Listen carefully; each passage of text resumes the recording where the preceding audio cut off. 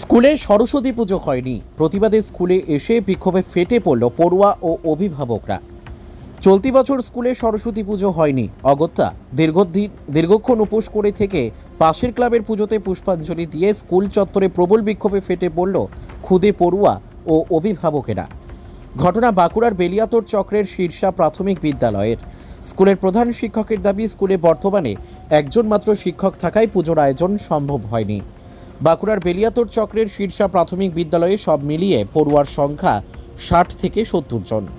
আজ সরস্বতী পুজোতে যখন বিভিন্ন স্কুলে পড়ুয়ারা পুজোর আয়োজনে ব্যস্ত, সেই সময় স্কুল খোলাই হয়নি শীর্ষা প্রাথমিক বিদ্যালয়ের। স্কুল প্রতিষ্ঠার পর থেকে এই প্রথম ওই স্কুলে সরস্বতী পুজোর আয়োজন করা হয়নি বলে অভিযোগ স্থানীয়দের দাবি, স্কুলে পুজো হবে এই আশায় পড়ুয়ারা অনেক বেলা পর্যন্ত উপোস দিয়ে অপেক্ষা করার পর শেষমেশ স্থানীয় একটি ক্লাবের পুজোয় পুষ্পাঞ্জলি দেয়। এরপরই স্কুলে কেন পুজোর আয়োজন হলো না তার জবাবদিহি দাবি করে স্কুল চত্বরে ক্ষোভে দেখাতে থাকে পড়ুয়ারা। বিক্ষোভে যোগ দেন পড়ুয়াদের অভিভাবকেরাও। বিষয়টি জানানো হয় স্কুল শিক্ষা দপ্তরকেও। অভিভাবকদের দাবি, স্কুলের শিক্ষক পুজোর আয়োজনে অসমর্থ জানালে তারাই সব আয়োজন করে দিতেন, কিন্তু শিক্ষক কিছু না জানিয়ে এভাবে পুজো বন্ধ করে দেওয়ায় পড়ুয়াদের শিশু মনে আঘাত লেগেছে। ঘটনার কড়া নিন্দা করেছেন স্থানীয় গ্রাম পঞ্চায়েত প্রধানও। এদিন স্কুলমুখী হননি স্কুলের একমাত্র শিক্ষক। টেলিফোনে তাকে যোগাযোগ করা হলে তার যুক্তি, তিনি ছাড়াও স্কুলে আরও একজন শিক্ষিকা ছিলেন, কিন্তু সম্প্রতি তিনি 2 মাসের জন্য ছুটি নেন। তার একার পক্ষে পুজোর আয়োজন করা সম্ভব নয়, তা আগেই অভিভাবকদের জানানো হয়েছিল। অভিভাবকরা সেই সময় তাতে আপত্তি জানালে পুজোর আয়োজন করতেই হতো। আচ্ছা, কি কারণে তোমরা সকাল থেকে বিক্ষোভ করছো স্কুলে? স্কুলে পূজা হয়নি বলে আচ্ছা, স্কুলে পুজো হয়নি বলে তোমরা বিক্ষোভ করছিলাম। আচ্ছা, তো কেন পুজো হয়নি কিছু জানা গেছে? না না আচ্ছা, তাহলে স্কুলে যে পুজো হয়নি মন খারাপ লাগছে? হ্যাঁ, মন খারাপ লাগছে আচ্ছা, কতটা মন খারাপ লাগছে? অনেকটা। আচ্ছা, এই যে সকাল থেকে তোমরা স্কুলে এসে বসেছিলে, তারপর কি করলে, কি হলো? আমরা তারপর পূজা করলাম, ক্লাবে যেয়ে পূজা করলাম। স্কুলে পুজো হয়নি বলে তোমরা কি চাইছো? পূজা হতে। আচ্ছা, তো পরের দিন শিক্ষক এলে কি বলবে তাকে? কেন পূজা হয়নি সেটা জিজ্ঞাসা করবে। কি নাম তোর? সোহমা। কোন ক্লাসের ছাত্র? 4। আমাদের শীর্ষা প্রাথমিক বিদ্যালয়ে প্রতি বছরই সরস্বতী পূজা হয়, কিন্তু হঠাৎ করে দেখছি এই বছর সরস্বতী পূজা হচ্ছে না। সেই কারণে সব বাচ্চারা এসে স্কুলে ধর্নায় বসেছে। কেন হলো না সেটা যদি প্রধান শিক্ষক মহাশয় আমাদেরকে বলতেন যে আমাদের কোনো অসুবিধা আছে, আমরা করতে পারছি না, তার জন্য আমরা ক্লাব থেকে বা আমরা অভিভাবকরা বাচ্চাদের চাঁদা করে আমরা নিজেরাই পুজোটা করতাম। কিন্তু প্রধান শিক্ষক তো এটা তো খুবই অন্যায় কাজ করলেন, তা আমাদেরকে তো জানাতে পারতেন। স্কুলে কতজন শিক্ষক শিক্ষিকা রয়েছে? স্কুলে কমসে কম কতজন শিক্ষক শিক্ষিকা?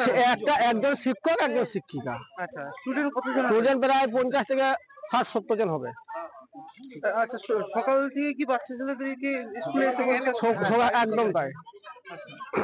কি হয়েছে সকাল থেকে? সকাল থেকে তো এখানে কিছুই নেই। আমরা ক্লাবে পুজো করছি, সেখানে ওখানে গেছে, ওখান থেকে এসে আমাদেরকে বলছে যে এরকম ব্যাপার। তারপরে ওরা এসে এখানে সবাই বিক্ষোভ দেখাচ্ছে। এই বাচ্চা ছেলেরা যে ক্লাবে পুজো করেছে, বিষয়টা জানার চেষ্টা করেছেন আমরা প্রধান শিক্ষক? প্রধান শিক্ষক মহাশয়ের সঙ্গে আমাদের সরাসরি যোগাযোগ হয়নি। হঠাৎ করে তো আমরা দেখছি যে স্কুলে পুজো হচ্ছে না, তাহলে প্রধান শিক্ষকের সঙ্গে কি করে আমরা যোগাযোগ করবো? এই বিষয়টা কতটা খারাপ লাগছে বা কতটা নিন্দার চোখে দেখছে? এই বিষয়টা খুবই মানে আমাদের লজ্জাজনক বললেই বিশ্বাস করেন, মানে প্রচুর লজ্জা লাগছে এই ব্যাপারটা। আমরা চাইছি পরবর্তীকালে যেন না এই না হয়, কারণ একটা স্কুল মানে শিক্ষা প্রতিষ্ঠান, সেখানে যেন না সরস্বতী পুজোটা বন্ধ না হয়। তাতে যদি শিক্ষক মহাশয় অসুবিধা থাকে আমাদের গ্রামে বলবে, আমাদের অভিভাবকদেরকে বলবে, ক্লাবে বলবে, আমরা সব রকম সাহায্য করতে রাজি আছি। আমার নাম মনোজ মান। আমরা বিক্ষোভ দেখাচ্ছি এই কারণেই, এই স্কুলটি যখন তৈরি করা আমাদের বাপ ঠাকুর দাদা, তখন আমরা খুব অত্যন্ত নাবালক, প্রায় 65 থেকে 70 বছর ইয়ার লংজিভিটি হয়ে গেল স্কুলটি। তা এতদিন যারা আমরা পূর্বপুরুষ পৈতৃক জিনিস যে সরস্বতী পুজো এখানে করে আসতেন, বা কোনোদিন ফেলেনি। আজকে এই দুরবস্থা যে সরস্বতী পুজো হলো না, আমাদের বাচ্চারা যে আজকে ছড়িয়ে ছিটিয়ে উপবাস দিয়ে বসে রয়েছে, আজ মাস্টাররা স্কুলে ঠাকুর এনে কিংবা যদি পয়সা না ছিল ঘটবার দিয়ে পূজা করলে না কেন, তার কৈফিয়ত চায় গ্রাম ওই স্কুলের বাচ্চাদের অভিভাবকরা। এটা সরকারের কাছে চায় এবং মাস্টারদের কাছেও চায়, কেন পুজো হলো না? এরকম ভাবে কি যোগাযোগ করা গিয়েছে এসআই এবং প্রধান শিক্ষকের সাথে? কোন রকম তাদের বার্তা পাওয়া যায়নি, হদিশ পাওয়া যায়নি, ফোন টোন করে যোগাযোগ করে তাদের পাওয়া যায়নি। এই যে একটা নিন্দাজনক ঘটনা গ্রামের মধ্যে ঘটলো, এটা কতটা খারাপ লাগছে? কতটা খারাপ মানে আপনি তো নিজেই একটা মানুষ, বা আপনি একটা কম বয়সের ছেলে, বলুন আপনার কি খারাপ লাগতে পারে? এই যে নাবালক বাচ্চাগুলি যে পড়ে, তারা এখনো পর্যন্ত উপবাস দিয়ে আছে, তাদের কি কষ্ট হচ্ছে, একটা বাঁচতে যাচ্ছে, তাদের কি দুর্ভোগ হচ্ছে। তারা কত, একটা বাচ্চা যদি একটা কিছু কোনো রকম অঘটন ঘটে, তাহলে কি রকম অবস্থা হয় মা বাবাদের, সেই অবস্থা চলছে। এর থেকে আর দুঃখজনক, এর থেকে পরিস্থিতি মনে হয় খারাপ পশ্চিমবাংলায় হয়নি। আপনার নাম? আমার নাম লালটু রায়। আমি বেলিয়াতোড় চক্রের মধ্যে বেলিয়াতোড় গ্রাম পঞ্চায়েতের আমি প্রধান। আমার বাইরের যে স্কুলগুলি হয়েছে সেগুলির আমার খবর নেই, কিন্তু আমার সিরসা যে প্রাথমিক বিদ্যালয়টি সেটি আমার বাড়ির সামনে, বা আমি এই বিদ্যালয়েরই ছাত্র। আমাদের বিদ্যালয়টি 1946 সালে প্রতিষ্ঠিত হয়। এই বিদ্যালয়ে 1946 সাল থেকে আমাদের সরস্বতী পুজো অব্যাহত রয়েছে। এই বছর হঠাৎ করে দেখছি অনেক গার্জেন আমাকে ফোন করেছেন বা অনেকে আমার বাড়ি এসেছেন, হঠাৎ করে দেখছি এবছর সরস্বতী পুজো বন্ধ হয়ে গেছে। মাস্টারমশাইয়ের কাছে আমরা কোনো কারণ না জেনেই মাস্টারমশাই বন্ধ করেছেন এই সরস্বতী পুজো।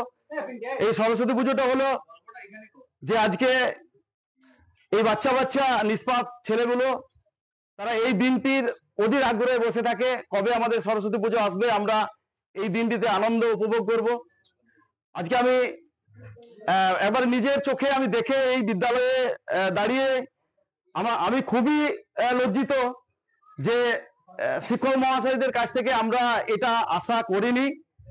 আর এরকম যে মানে নির্লজ্জকর ঘটনা, আমি বলতে বাধ্য হচ্ছি যে নির্লজ্জকর ঘটনা, কারণ হচ্ছে যে একটা সরস্বতী পুজো যদি একটা স্কুলে না হয়, কারণ সরস্বতী পুজোটা স্কুলেই প্রতিটি স্কুলে হয়। আমি সকাল থেকে দেখছি অনেক মাস্টারমশাইরা যাচ্ছেন স্কুলে স্কুলে সরস্বতী পুজো করছেন। যে সকল মাস্টারমশাইরা বেলিয়াতোড় সার্কেলের মধ্যে আপনারা স্কুলে সরস্বতী পুজো করছেন না বা করেননি, তাদেরকে আমরা বলবো যে আপনারা মনে রাখবেন যে শিক্ষক হলো আমাদের সমাজের প্রথম শ্রেণীর মানুষ, অর্থাৎ প্রথম শ্রেণীর মানুষের কাছে আমরা এই শিক্ষা অর্জন যাতে ভবিষ্যৎ না করে, এই আশা আমি কামনা করি। আপনার নাম?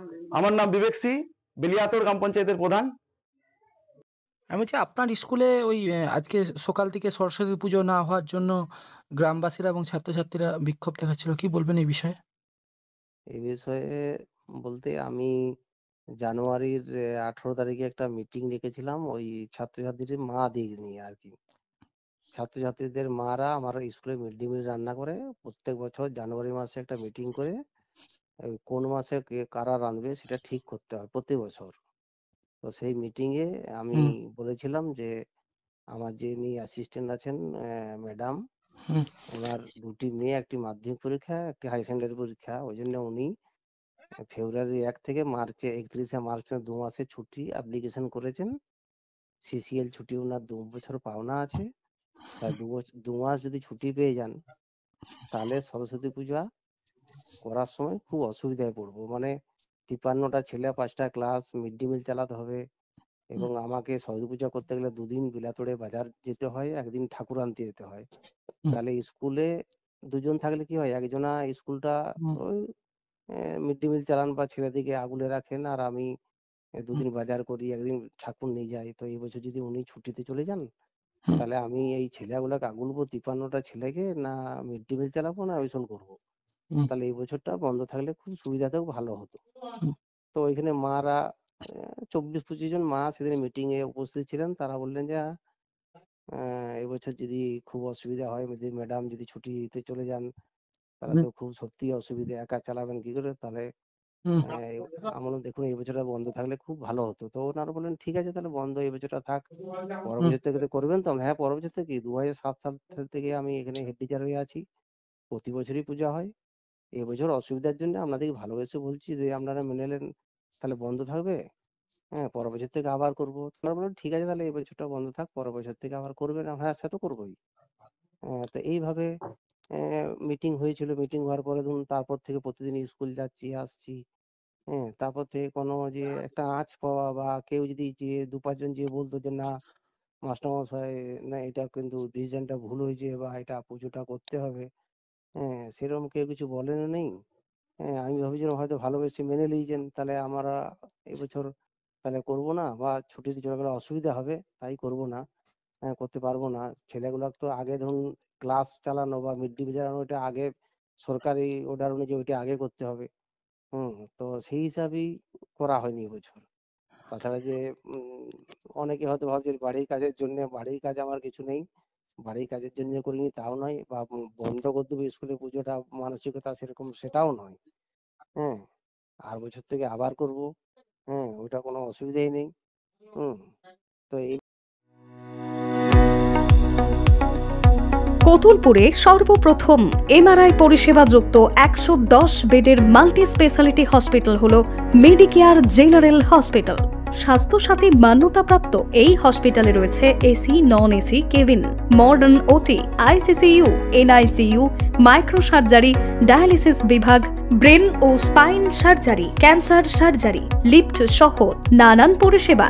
এছাড়াও রয়েছে সিটি স্ক্যান পরিষেবা যুক্ত নিজস্ব ডায়াগনস্টিক সেন্টার, ডক্টর চেম্বার্স, ওষুধের দোকান সহ 24 ঘন্টা অ্যাম্বুলেন্স পরিষেবা। 24 ঘন্টা অ্যাক্সিডেন্ট এমার্জেন্সি, রোগীর সুচিকিৎসা, সুপরিষেবা এবং সুস্বাস্থ্যই হল আমাদের মূল লক্ষ্য।